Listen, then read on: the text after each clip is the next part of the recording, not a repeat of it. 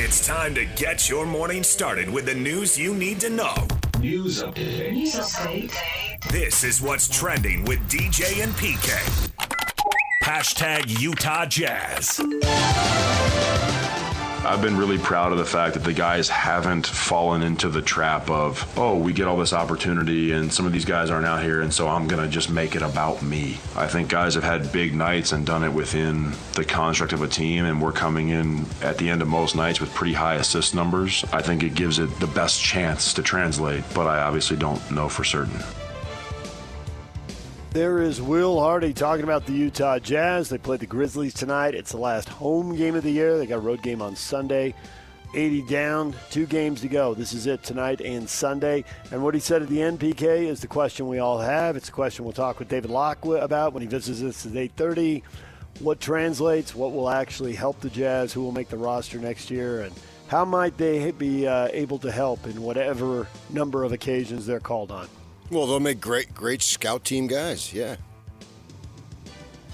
The scout team. I mean, were you expecting more? Nope. If they then why is it a big last question? 5 guys on the roster, yeah, and they help at some point do something, great. I mean, they're paying big money to a bunch of other guys, and they've used high draft picks on a bunch of other guys, and so that's where most of our expectations sit. Yeah, so I don't have any big questions. I don't, 0 questions, actually. They'll be end-of-bench dudes, and good for them. They'll be in the league. Game tips off at 7:30 tonight. Pre-game at 6:30 with Jake Scott and Tim Lacombe here on The Zone. DJ and PK. Hashtag NBA. 76ers big man Joel Embiid undergoing emergency surgery, appendicitis. His status for the remainder of the season officially in question, but the season ends Sunday. He just had his appendix out. I'm thinking he's out, and for the 3rd straight year, he will play less than 40 games. So if you wonder why Philadelphia is struggling, there's I wonder a if big he likes reason the right outdoors and the Flyers hockey team. there. You what? I wonder if he likes the outdoors and the Flyers hockey team. Oh, nice. Okay. Got it. His status for this season is in question. His status for his NBA playing career is in question. It's always been in question. Good old Joel. Sixers have playing games. We'll see if he's available for those or if they somehow advance. Right now, they're tied with Charlotte for 8th in the East, so they could be out before he's cleared to play. In the race to the bottom, there wasn't much incentive for anybody to win, and now that we're into the final weekend, there's even less incentive for anybody to win. So Steph Curry sat. The Lakers beat the Warriors. The Lakers get win number 51 with a 119-103 win, and the Sixers lost without Embiid. Houston's won 8 in a row as they battle to see if they can get to 3rd or 4th in the West. You give them no chance, right? I really don't. I really don't think they'll go anywhere in the playoffs. Okay. The Pacers pick up win number 19. The Nets could have gotten win 21 and tied the Jazz, but Pacers win 123-94. And there's the NBA. DJ and PK. Hashtag college basketball. Yeah, I mean, this is terrible right now, what's going on. I mean, I think we all have to get to a point, and it's not terrible, in a sense of NIL. I think the NIL for the players is awesome. Our players made a lot of money this year, and their commitment level was to the max. So the money didn't make them lazy or hard to coach. They were awesome the whole year. But just, I think as college programs right now, you literally have to have a front office that takes over at this point of the year. Like to take a coaching staff that now did the 6-month season, and now you've got to flip and now run recruiting visits, put the roster together, talk to the agent. I mean, it's a lot. I think college programs we got to start being run like an NBA organization or a pro sports organization. That is UConn coach Dan Hurley on the transfer portal. Now more than 50% of the scholarship players nationwide have entered the portal. BYU, Tyler Marus, KJ Perry entered the transfer portal yesterday. BYU's got 5 players from last year's team still on the roster. We keep hearing the same thing from coaches, but nobody's figured out what to do yet. Everybody wants guardrails change. This is crazy. I don't think he's not asking for guardrails. He's not asking for change, is he? I think he is. I think he doesn't want everyone transferring every year and 50% of the scholarship players in the portal. He didn't say that. I mean, why? Whoever thought that giving him money would cause them to relax? Wouldn't it cause them just the opposite, to work harder? So you can make more money? That doesn't make any sense. Well, why did he bring that up?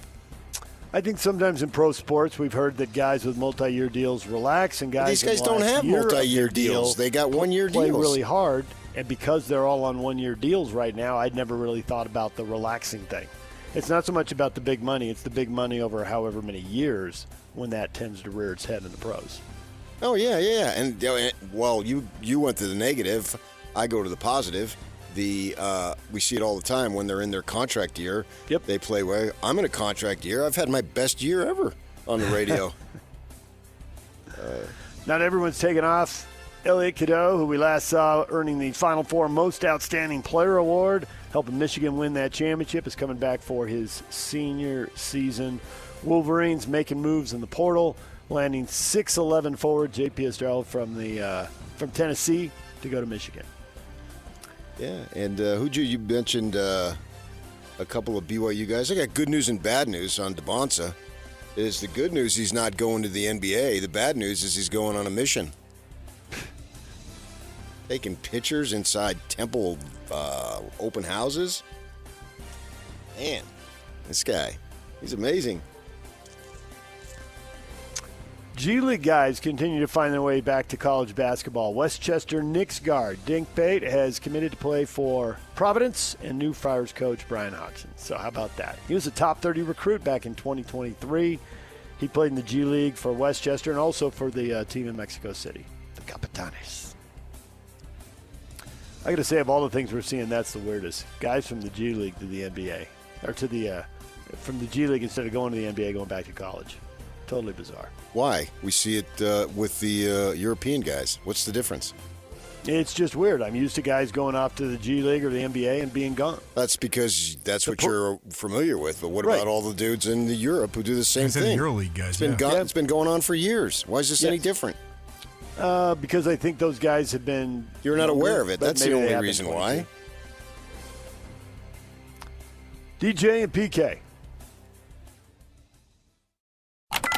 Hashtag NFL. The United States Justice Department begins an investigation into whether the NFL has violated anti-competitive practices with its TV contracts that require consumers to pay subscription costs to watch some games. This is about affordability and creating an even playing field for providers, a government official told ABC News. The NFL has an antitrust exemption. They got it back in 1961 that applies to broadcast television because, of course, back then there was no streaming and there was no cable or satellite or any of that.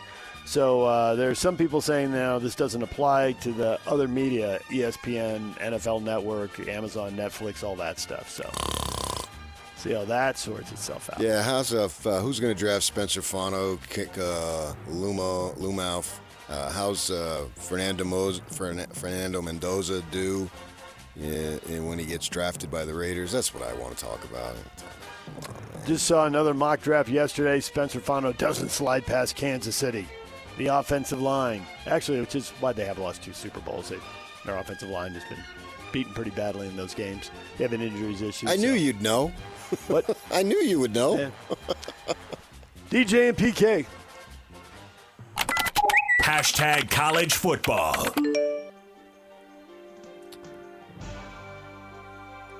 The Indiana Hoosiers claim they are keeping their edge. They are not relaxing. They're the national champs, but linebacker Isaiah Jones says that's what got us where we are. I know it's still shocking. People are saying, no, it's a once-in-a-lifetime year.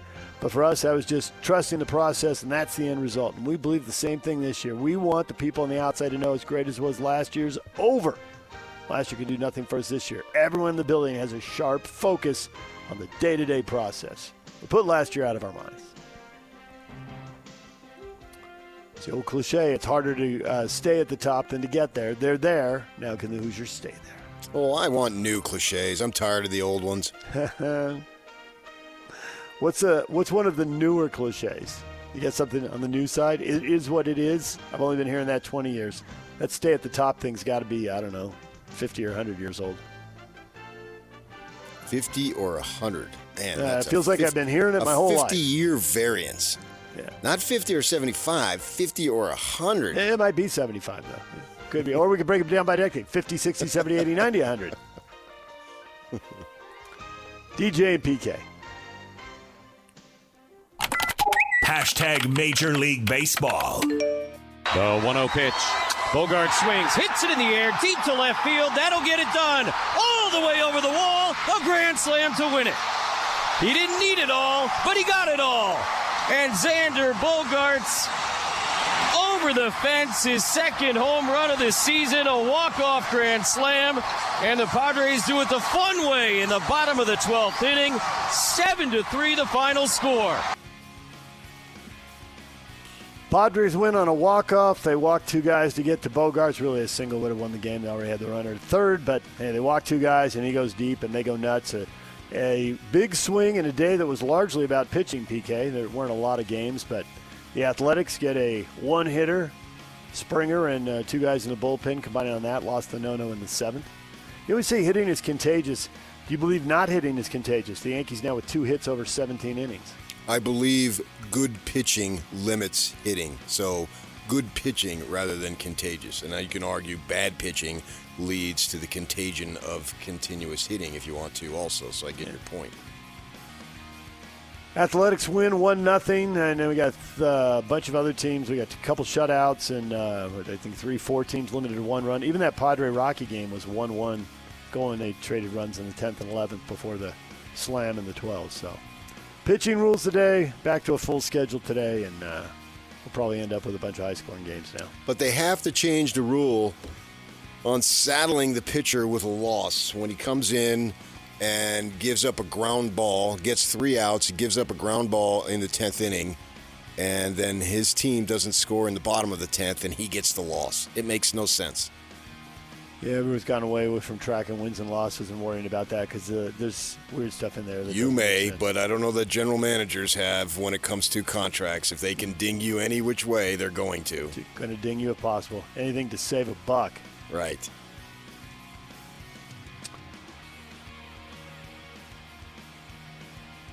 Hey, your Diamondbacks and Phillies are playing that ESPN game today. You can watch your 2 teams go at it. Or you got your Diamondbacks package again, so you're good either way. That ESPN game? What are you talking about? ESPN Unlimited, whatever that is. Oh. Another new package for ESPN to sell us something. I'm unaware of that. Bees lose 10-5 to the Reno Aces. First pitch as they go again tonight, 7 o'clock. Tony Parks with a call on 1280 The Zone. While the Jazz are playing on 97.5 The Zone. DJ at PK. Hashtag NHL. Cooley steals it right back. Gunther's up the ice with Yamamoto. Here comes Gunther on his backhand. In front, and they score! It's Yammer time! Cooley, near side wall, scanning and finds Keller. In from the goal line. Keller back door, they score! Tic-tac-toe, and Nick Schmaltz has his 31st goal of the year, and his career season continues. Keller squeezes down the wing, in with Gunther. Keller across, they score again! And this time it's Dylan Gunther, his 39th of the year, and it comes off the 3rd assist of the night from the captain, Clayton Keller. Clayton Keller with 57 assists now. Gunther with his 39th goal, getting close to number 40. Probably won't be more than, 12 or 15 guys probably get to that level every year. It's pretty elite. And they dominated PK, a goal in the first, a goal in the second, 2 in the third. And Nashville added a power play goal late, so it finishes 4-1. And the Mammoth clinch a playoff berth. They've got 90 points. They are in. Yeah, great. Thought they'd get in. They did it the way you wanted. Get in front. Don't be trying to scramble from behind. The game was a metaphor for the season. Got themselves into position early and get across the finish line. I love similes and metaphors. I know you do. They're your favorite. Watching Rick Riley cash in on those years ago. I heard that. Mammoth are back at it tomorrow afternoon. Carolina in town. Already over the 100-point mark. Puck drop set for 3 o'clock at the Delta Center. Pre-game coverage on The Zone begins at 2 o'clock. That is what is trending, brought to you by Shamrock Plumbing. There's no job too big or too small. Get the personal touch with Shamrock Plumbing. Coming up, Bob Casper, Real Golf Radio from the Masters. He'll join us at 8 o'clock. How about Rory, 5 under, putting together a really good round. He's got a share of the lead. How about Talk him? with Bob Casper about that, and Scotty Scheffler with his 70 fast start and then a lot of pars. David Locke at 8:30, Kurt Schmid, Chief Soccer Officer for RSL at 9:30. That's all coming up right here on The Zone. The question of the day is next.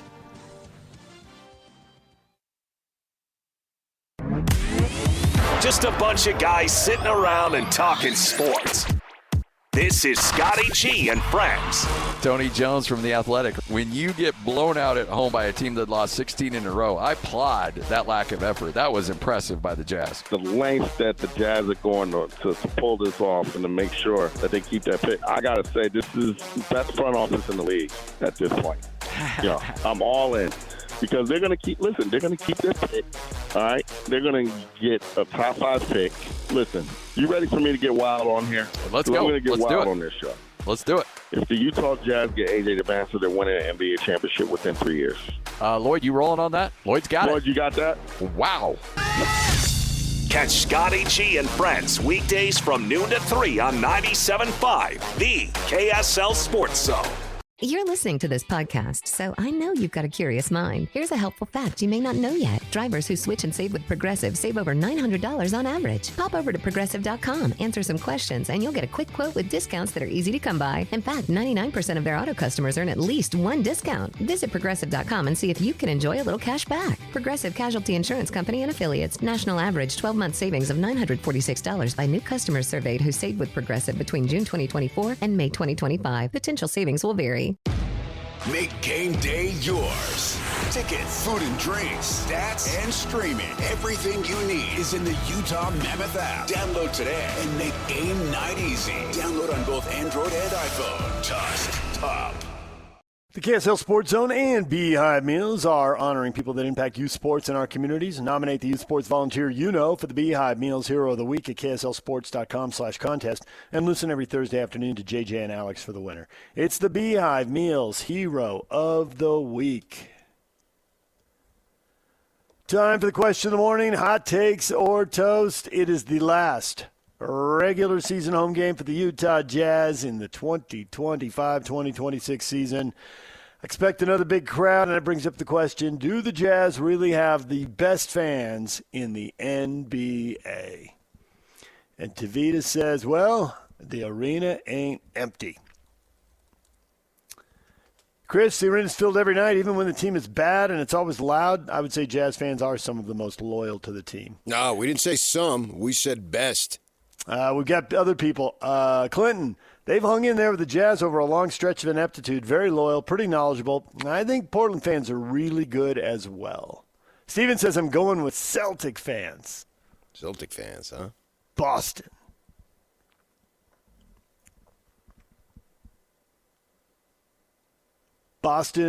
I always think the Knicks and Warriors. I mean, the Warriors have been really good now with Steph Curry, but before they took off, they had 20 years of, I think, 1 or 2 playoff berths, and I thought they had a pretty good arena, even when they weren't. So we're very judging good. fandom by arena attendance. Is that it?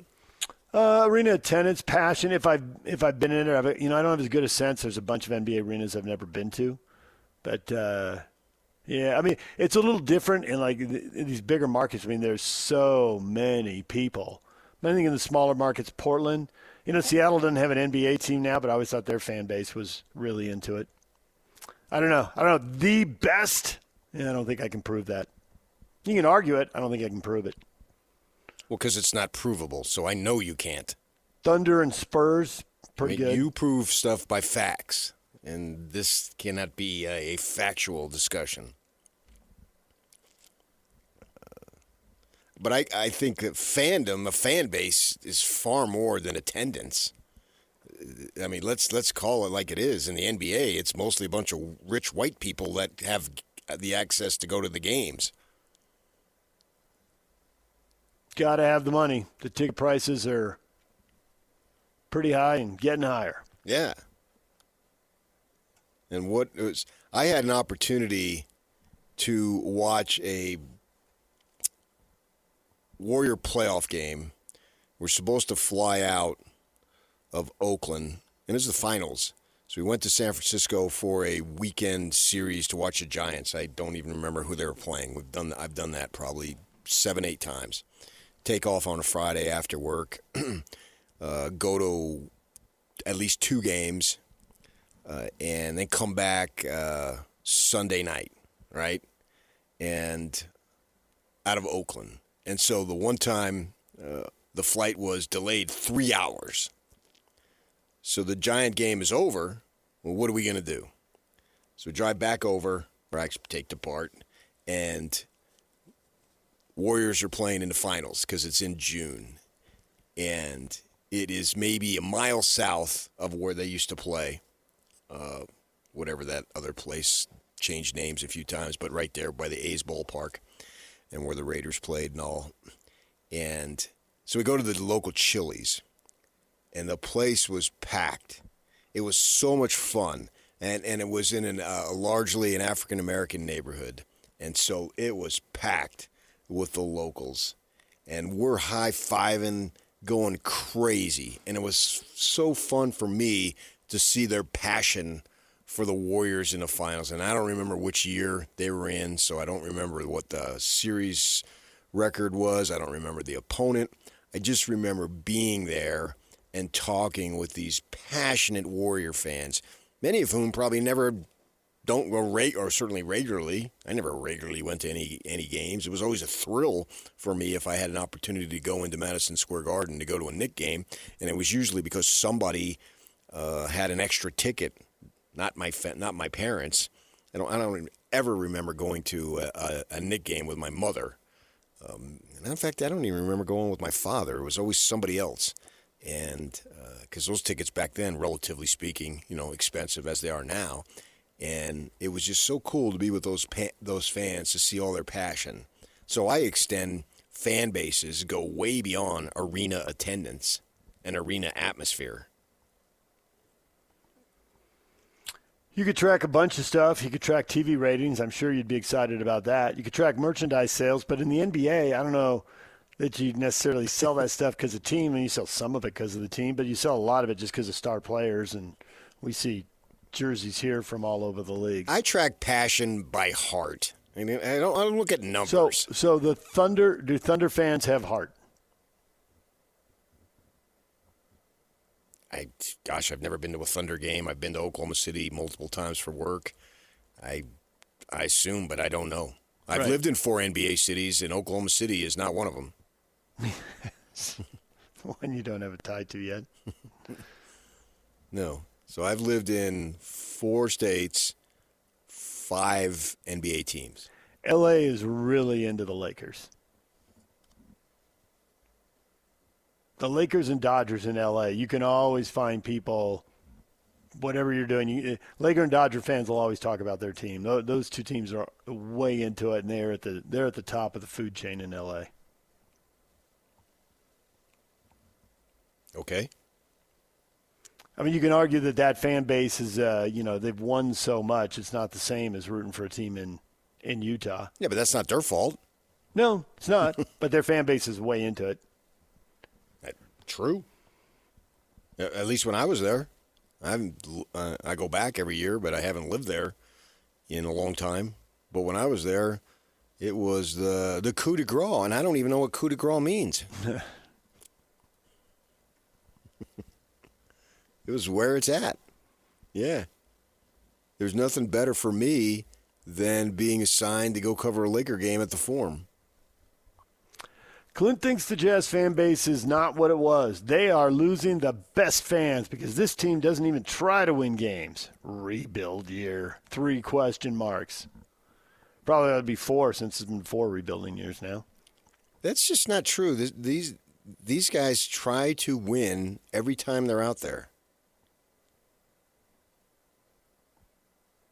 The individual players, yes. I think he's referring more to the club when he says the team. That's not true too. Why are they trying to lose? Why is management trying to lose? Because the system has been set up to get the best players, this is what you have to do. So they are trying to win. That's not true at all. That's the perception, but it's not reality. That is the long-run plan, yes. Well, long run being next season.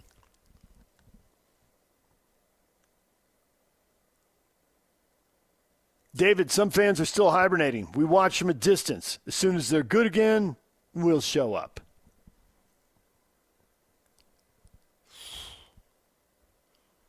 Man, but in order for them to hibernate because they're losing, they have to know that they're losing. So are they really hibernating if you know they're losing?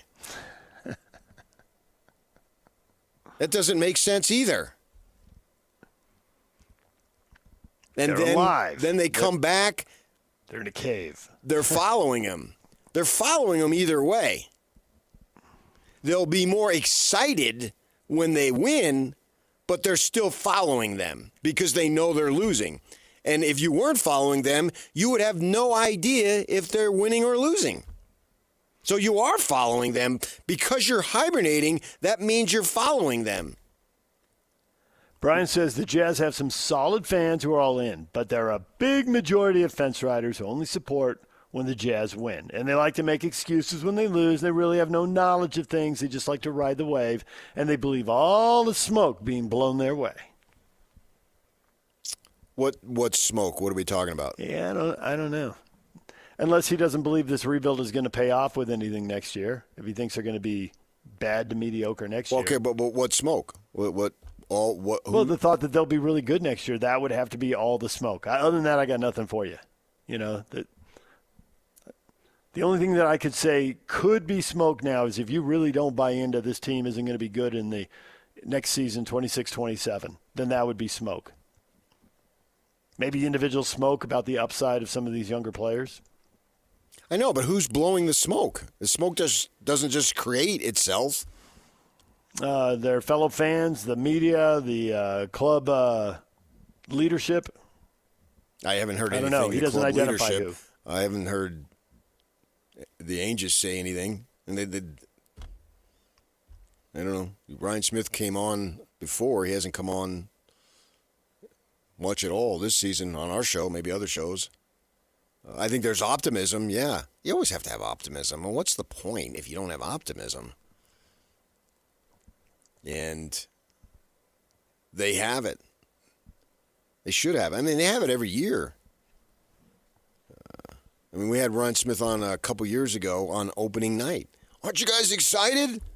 Well, yeah, I was excited. Basketball's back, sure. And it turned out to be another lousy season record-wise. I don't think these fans are any more knowledgeable or ignorant than I can only judge on the fan bases where I've lived. And I think these fans, the whole thing has been frustrating because the idea of being a fan is to have your team win. And naturally, when they don't win as much, you're going to check out of the literal day-to-day. But your fandom overall is still there. You're not going to be as involved, like, oh, I've got to watch this game tonight because they're playing this team and it could have this impact on the standings. So that's not there because there's nothing to be there this year from that perspective. So the day-to-day stuff is going to waver, but those same fans, when they traded for Jaren Jackson, they were all over it. And when we get to May 10th and lottery order, they're going to be all over it. And then obviously the draft in June and then any subsequent moves.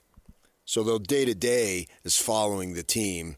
There might be a lot of folks who on a Friday night, this very day, that if it were back into a playoff team type of thing, would be more into it. And tonight, Friday night, maybe you got other stuff to do, you're not going to be into it. But that doesn't mean you still don't have the desire to follow the team. You're just not going to be involved day to day because what's the point day to day? There's going to be 3 or 4 guys who are going to score 15 to 20 to 25 points, and then Will Hardy has to say, player XYZ played well, and we passed the ball, and I was proud of their effort. Goodbye, good night.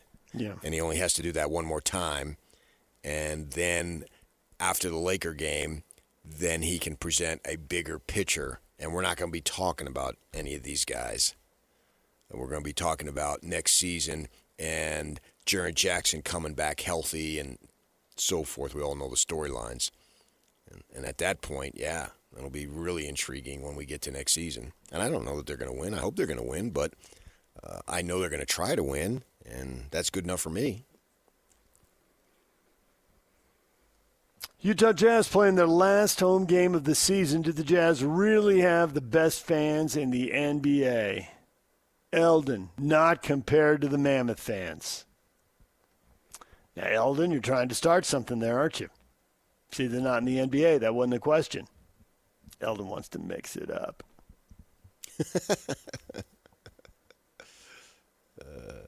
Mammoth hockey fans remind me of soccer fans. They get a little separation because not everybody likes the sport. It's not as widespread, so they think it's cooler. It's just like all those returned missionaries that I told you that come back from serving in a soccer-centric country. It gives them separation when they come back. Look at me. I'm a soccer guy, and you're not. I'm cooler. I understand the game, and you don't. That's what they're saying. Brian is a time traveler. He's not worried about the NBA NHL thing. He says, in the 90s, yes. So the Jazz fans were really good when they were winning big, but since then, I disagree. Much. I don't think anything's changed. The only thing that's changed is the record on the floor. And you check out day to day because it's not as important day to day, but they're still going to be into it. This fan base, from my perspective, they're as good as any fan base out there. They've got all that they need as far as a fan base. And you hear it from players who would know about atmospheres and being stopped on the street and all that type of stuff. You know, because they're living it and they go around the league. So they have that broad-based experience. I have a little maybe broader because I've lived in 4 states. A lot of people don't move to 4 different states. And I still believe I've got 1 or 2 more states to go.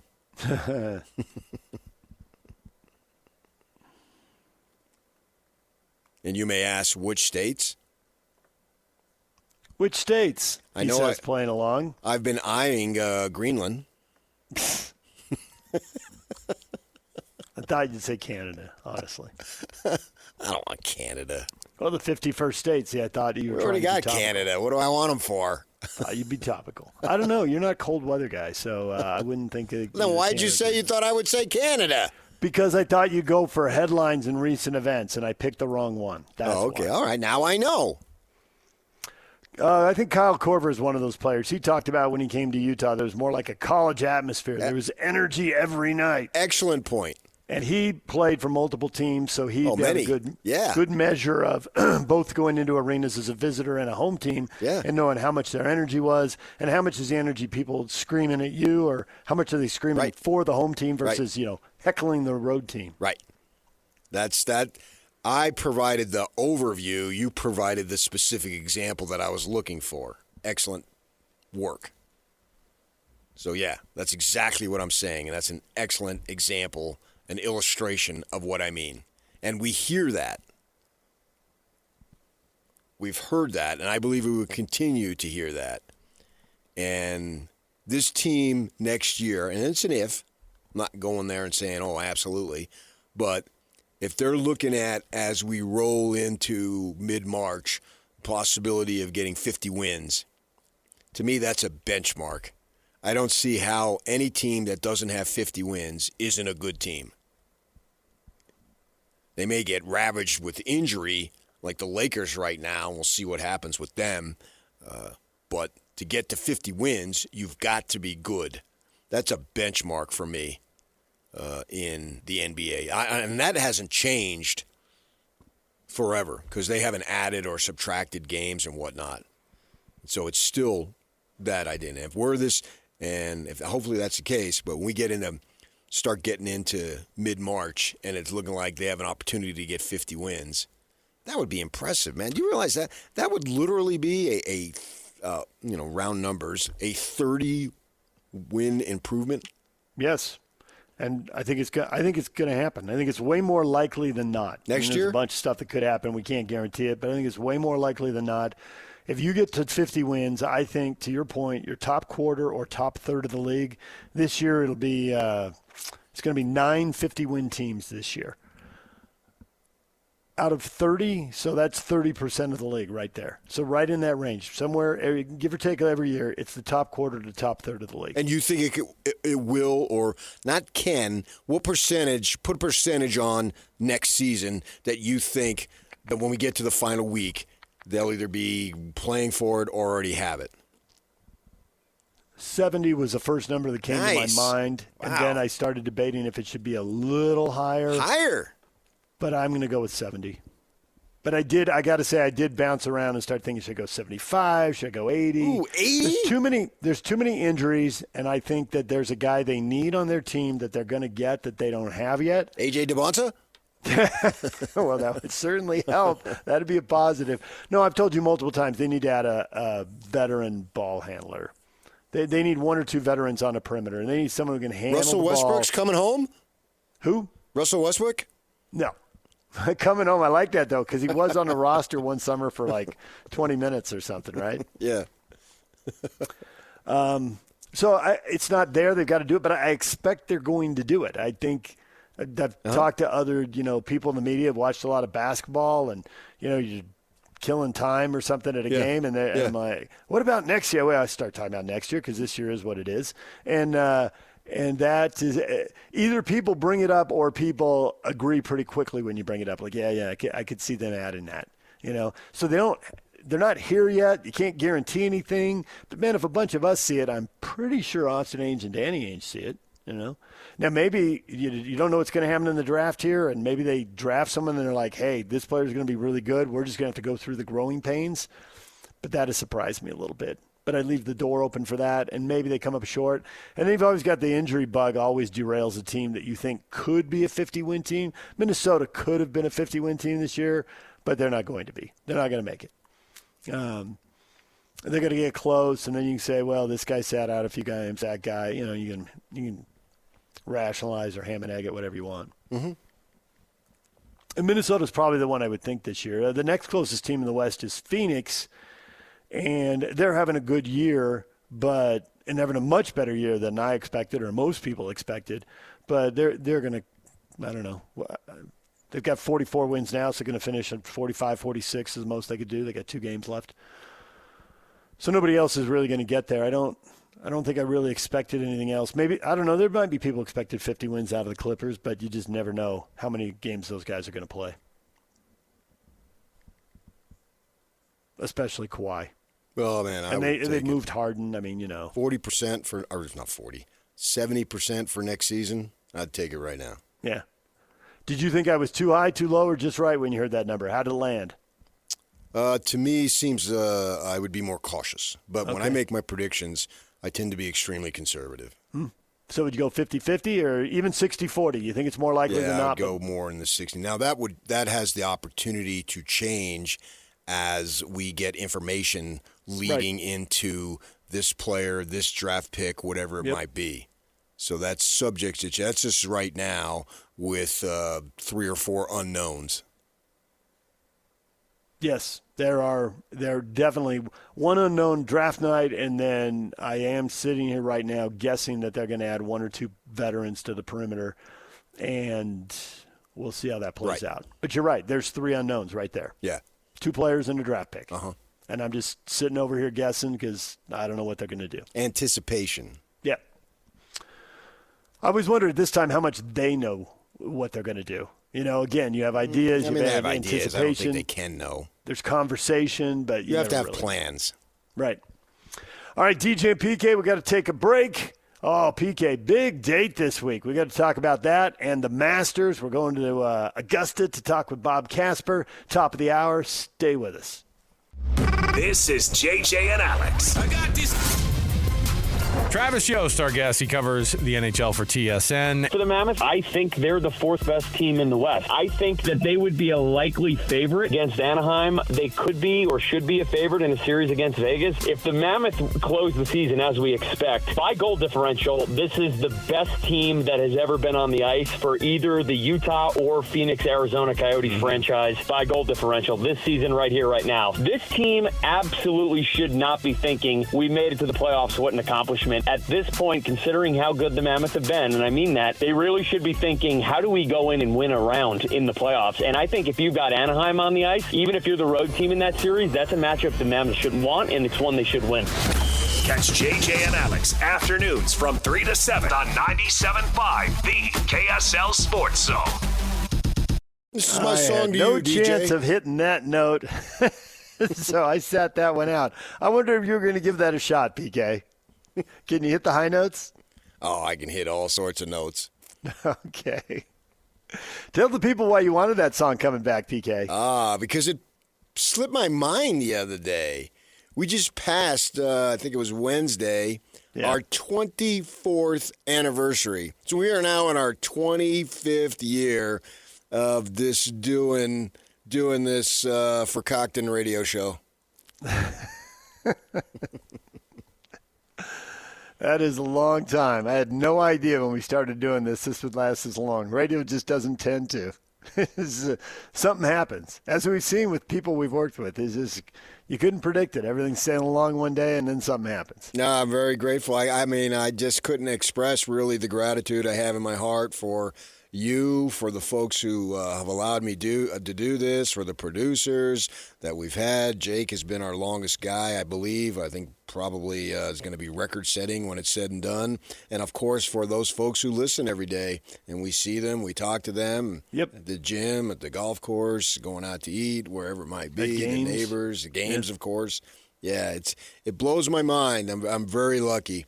I was talking to my daughter yesterday, and she's got this job, and she really likes it, and saying, I heard somebody say that if you like what you do, you never work for a day. And I said, yep, I haven't worked in years. Yep, absolutely true. So just to underline everything you said, because it takes a lot of people to make this happen, and it only takes a couple of people to wreck it. So we're really fortunate. We've been surrounded by people who've helped make this happen. Yak, how much of this time have you been riding shotgun? So we went back, you'll laugh about this, but last year we have an old hard drive that holds a lot of our audio from when we were across the street over at the Delta Center, and we went back and looked at it, and I pulled up the very first date in my folder of shows I produced for you guys. Funny enough, Cinco de Mayo is my anniversary with you guys, so next month I'll hit 12 years. Wow. Look at you. You're getting to you're almost half the show. There you go. That's what I'm saying. It'll probably end up being record-setting. I don't know that you'll have another producer doing one particular show with the same two guys for as long. And, just really awesome. Well, thank you to everybody who made this happen, and that obviously includes the listeners, because we're nowhere without listeners. That'll bring things to a screeching halt. No, what we would be like what we were in the beginning, sitting at a Jazz game, sitting at a practice at Utah, wherever it might have been. Just two guys killing time in the lobby at the Huntsman Center? Yeah, or at a Jazz game on press row, or in the old media center, where the media room where they have tables set up. Yep. Wherever it might be. I mean, that's where you and I first came into contact, essentially, as far as I can recall. I do have this memory, but you're right, it wouldn't be the first time. I have no idea the first time we met. But I do have this memory of standing in that lobby in the Huntsman Center, and you coming down the hallway past the athletic director's office and coming around the corner, and we're just looking at each other like, and now we will talk about nothing for 20 minutes because we got nothing else to do. It must not have been the first time we've done that. Yeah, we're speaking generally, but that was the point. That was the interaction. And as it turned out, a couple of guys from California, I'm not from California, you are, but I was immediately from California within a year apart of each other. That's sort of crazy in and of itself, too, right there. We're going to take a break. When we come back, we're going to the Masters. Another guy from California. He's another guy who claims multiple states as his home, for sure. Bob Casper is going to join us. Rory McIlroy right to the top of the leaderboard. We'll talk with Bob next right here on The Zone.